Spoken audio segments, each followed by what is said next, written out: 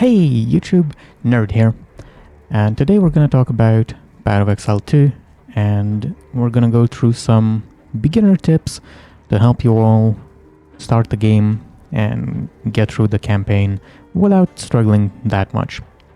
So, without any further ado, let's jump right into the tips. Tip number 1, town and utilizing the NPCs. Each town will have different NPCs, but they will all do the same thing. You have one NPC who will disenchant items, and you will be able to get real shards or transmutation shards. You can also buy, usually from the same NPC, flasks, magic weapons, some charms, and occasionally some accessories. You will also have an NPC that will sell martial weapons and armor. You're able to sell items to any of these NPCs if you want to sell them for gold. You will also have a PC who will allow you to buy items that's a random item, whether it's random staff, crossbow, or any piece of armor or accessories. What these do is, well, what it says. They will give you a random item. You're able to pick the type of item you want. For example, random ring. We click it, we get a random ring. It can be random rarity from blue all the way to unique. So if you're lucky, you might end up with something good. Later. And finally, what you also need to know is you're able to salvage items. You can salvage items with quality or sockets, and you will gain either the quality providing items, Arcanist Etcher, Armorer Scrap, Blacksmith Whetstones, or if you disenchant items with sockets, you'll gain Artificer Orbs. Not orbs themselves, you'll gain shards, but they'll be made into orbs and you do need them. Tip number 2, not all gear has to come from the NPCs or be found on the ground. We have trade site. The link will be down in the description, as many of the new players are not aware that trade site is even a thing. Here you can open the filters, pick what kind of item you want, maybe set some stat requirements. For example, if you're looking for armor, you're able to put in, let's say your current armor has 150 armor, so maybe you're looking for something that would have at least 200 armor, and that's going to be minimum armor requirement. So let's see, we do body armor with at least 200 armor. And here in stat filters, you're able to actually look at all possible modifiers that can be acquired on an item. So for example, let's say we're looking for fire resistance and we want 20%. So you enter everything that you're looking for on the item, you hit search, and there you go. Trade site doing its magic. And you can actually find a lot of good items just for augmentation orbs even. And better items, especially if you keep your exalts and not try to upgrade your items. You can get very good gear for exalts. Tip number 3. All the items that can drop in the game, they have different bases. Now, how do you know what items to look for? What white items to pick up to try and upgrade and maybe get something good out of? The easiest way is to look at the prefix of the base item. So here we have a Rusted Great Helm, which has a level requirement of 1. It will drop from the very early game. But then we have Advanced Rusted Helm, which means it has a higher item level. It has higher level requirement and just higher stats. This is 176 armor versus regular version just having 29 armor. And finally, Expert. Expert are the endgame base items and these are going to be what you actually want to be looking for, but you can go to the wiki and look at the exact base items, whether it's the helmets, body armors, everything is listed here. And so at the very end game, you'll probably be looking for specifically expert elite you'll be looking for expert elite grade helms, because they have the highest armor on the base, meaning that any rolls that any affixes that you get on the item will scale said armor. So in short, look out for advanced and expert items. They are the better version of regular items, and they will just be stronger. Tip number 4. This one's more so for PoE 1 players who have been struggling to figure out what the hell is going on with charges, power charges, endurance charges, and so on. If we open our character sheet, we don't have any information about charges. That is because right now they do not do anything passively. In PoE 1, they would give you certain buffs just from having the charges.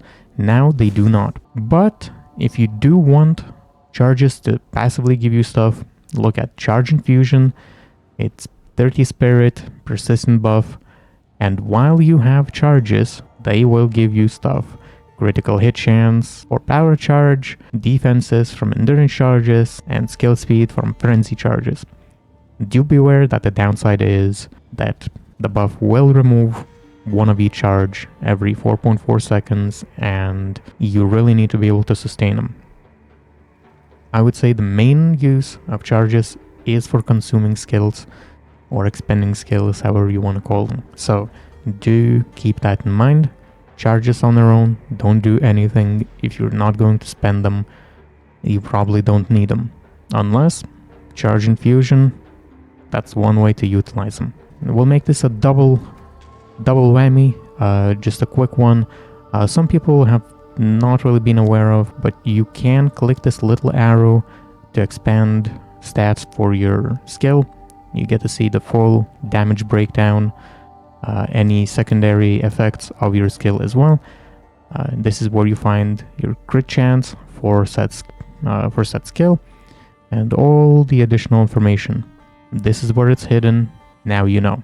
Tip number 5. Val Orbs. Now, you're probably aware that you can use all the currency items on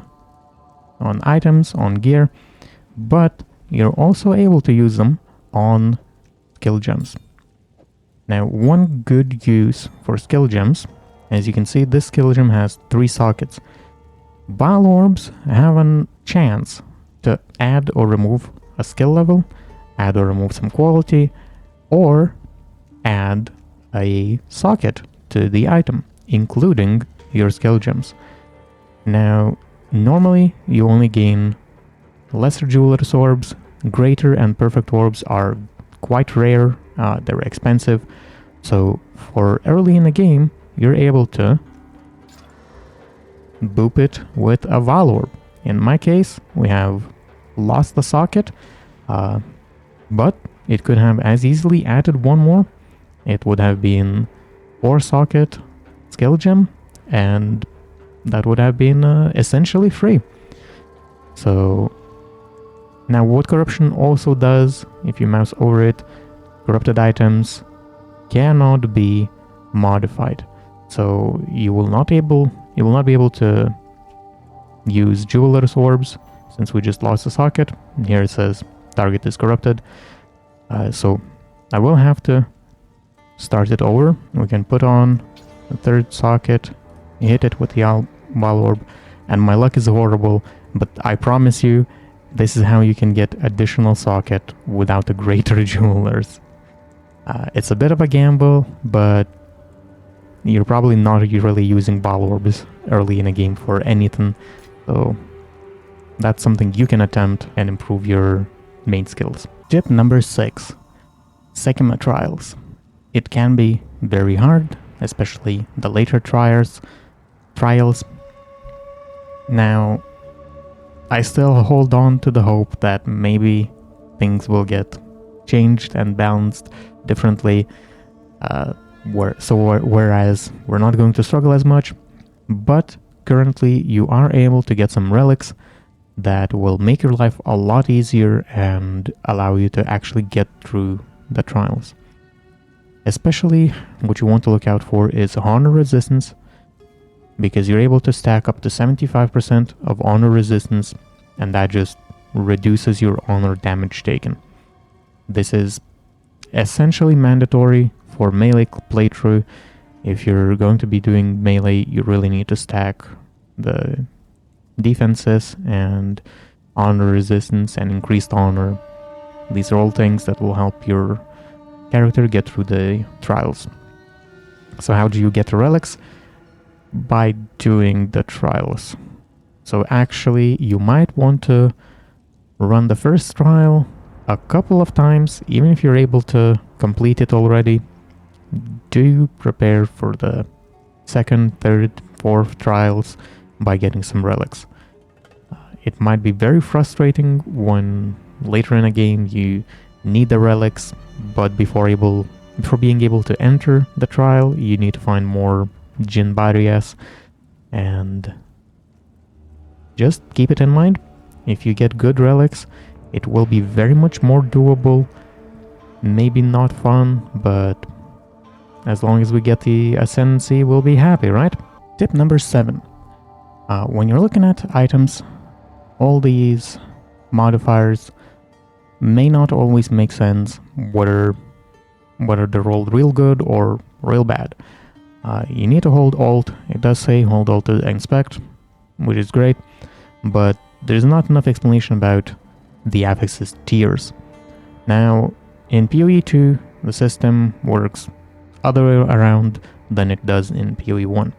Here, tier 1 affix is the lowest tier possible. The higher number is better.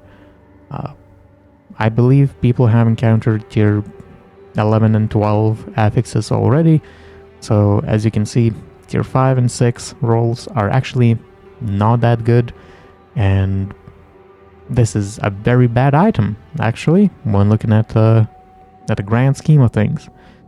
Now it has all the things that I want, and basically no useless stats, which is great, but do keep in mind, especially when you're looking through the vendors, you might want to hold Alt and just see if there are items with very high tier modifiers.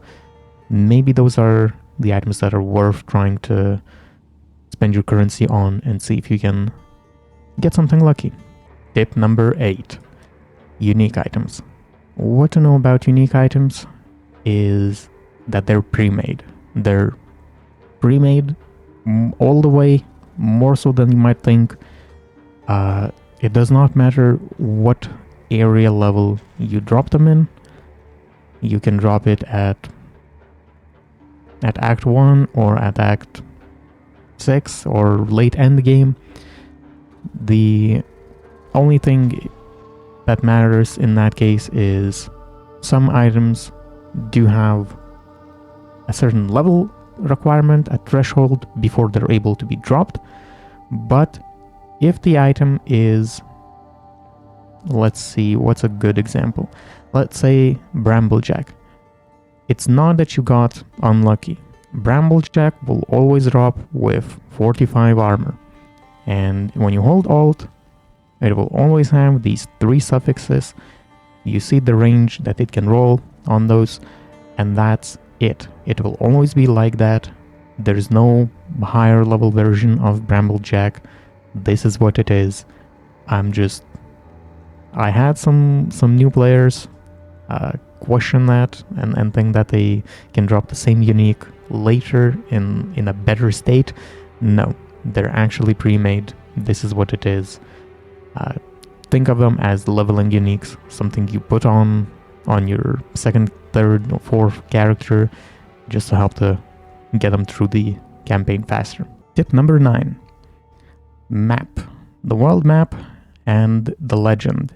Now, the first time I played through this, I did not see that it's there, but there's map legend up in the corner. There it is.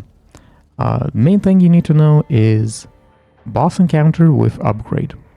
That is the most important thing marked on your map. These skulls for boss that have a plus icon on them will always have some kind of permanent upgrade. Actually, not just a skull, anything that has a plus icon, such as Una's Hut in Act 1, has the plus on it, and now that you complete the quest there, grants 2 weapon set passive skill points. So you do need to look out for the plus symbols on your map. Everything else, all these other boss encounters or rare monster encounters, they're optional. You do not need to do them. You can entirely skip them. The only reason you might want to do them is if it's your first character. These optional encounters often do drop additional rare items and additional skill gems or support gems, which early on you might actually be looking for. So if you're struggling through the early campaign, maybe do consider killing the optional encounters, but realistically, later in the acts or on your second character, just do the mandatory increases, mandatory permanent increases. Like, you do need the resistance, you do need spirit, you do need more skill points. Do keep in mind that that's what's important, and everything else is actually just a bait to prolong your journey through the acts. Now, we're moving on straight into tip number 10. The final tip, it kind of ties in to our world map tip, and now I've already completed it on both of my main characters, but in Act 2, there's this medallion symbol over here.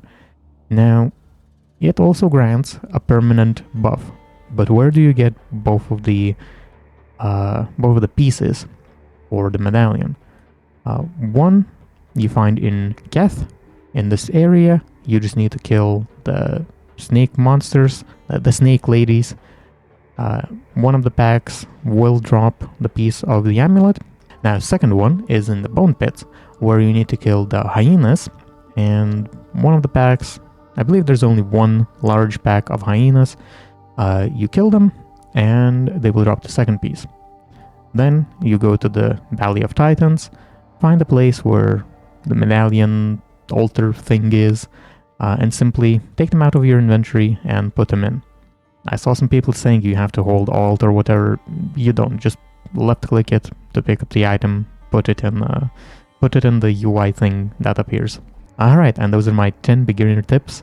I hope this makes your life and journey through your Exile somewhat easier. Thanks for watching, guys. Hit the like button, leave a comment down below, share your tips if you have any that you think are very important. Subscribe for more content like this, and catch me on Twitch, live most of the days. Maybe not on the holidays though. But yeah, thanks for watching. See you later. Bye.